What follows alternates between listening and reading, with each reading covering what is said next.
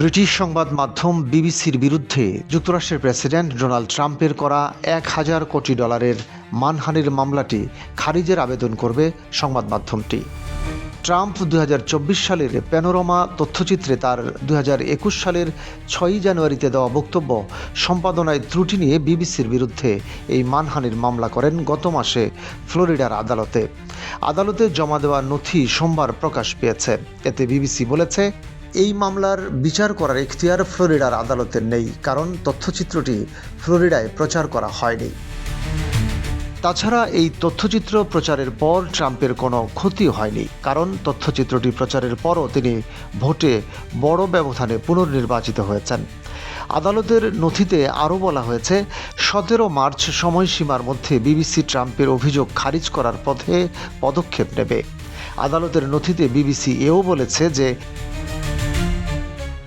দাবি করেছে তথ্যচিত্রটি ব্রিডবক্স অনলাইন প্ল্যাটফর্মে প্রচারিত হয়েছে বলে ট্রাম্প যে দাবি করেছেন তা সত্য নয়। যুক্তরাষ্ট্রের স্ট্রিমিং সার্ভিস ব্রিডবক্সে এই তথ্যচিত্র চলেনি, তাই ট্রাম্পের অভিযোগ ধোপে টেকে না।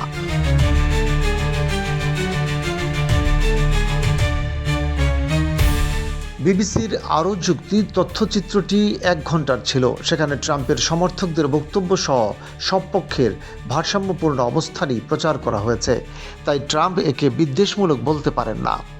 ট্রাম্পের অভিযোগ, বিবিসি 2021-এর 6 জানুয়ারি ওয়াশিংটন ডিসিতে তার দেওয়া ভাষণের পৃথক কিছু অংশ সম্পাদনার মাধ্যমে একত্রিত করে তার মানহানি ঘটিয়েছে।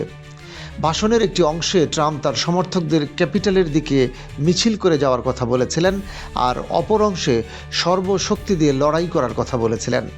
এই দুই অংশের মাঝখানে তিনি শান্তিপূর্ণ প্রতিবাদ জানানোর আহ্বান জানিয়েছিলেন, কিন্তু বিবিসি শান্তিপূর্ণ প্রতিবাদ জানানোর অংশটি বাদ দিয়ে বাকি দুই অংশ জুড়ে দিয়েছিল। ট্রাম্পের মামলায় অভিযোগ করা হয়েছে, বিবিসি তার মানহানি করেছে এবং ফ্লোরিডার প্রতারণামূলক ও অন্যায্য বাণিজ্য চর্চা নিষিদ্ধ করা একটি আইন লঙ্ঘন করেছে। এই দুই অভিযোগের প্রত্যেকটির জন্য তিনি $500 কোটি করে মোট $1,000 কোটি ক্ষতিপূরণ চেয়েছেন। এই দুই অভিযোগের প্রত্যেকটির জন্য তিনি $500 কোটি করে মোট $1,000 কোটি ক্ষতিপূরণ চেয়েছেন।